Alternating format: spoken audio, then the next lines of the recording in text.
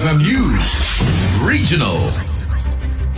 Naisayang kat iti Philippine Crop Insurance Corporation, Region 1 iti partial distribution iti indemnity checks katigiti na siguro ang manalon beneficiary iti District 1 ken District 2 iti Locson. Agdagop iti opatagasut ket opatapulo ang manalon iti Distrito 1 iti nakaawat iti bayad iti indemnidad nga agdagop iti 3,178,755 and 83 centavos. Bayad nga limagasut opatapulo ket pito ang manalon iti Distrito 2 ang naikan iti cheque agdagop iti 4 milyon, iti 4,120,371 and 6 centavos. Iti pagkakablan, 987 na manalon, ken beneficiary iti nakaawat iti nagtipon nga, indemnidad 7,299,126 pesos and 89 centavos. Ito yung bayad ti indemnity ket sa klawin na, dagiti panagpukaw gapo kadagiti bagyo, panakapeste ken sakit nga mang apektar, dagiti insured apagay, maisken, dagiti apit, nga to iti pateg na. Kastamet dagiti na aprobaran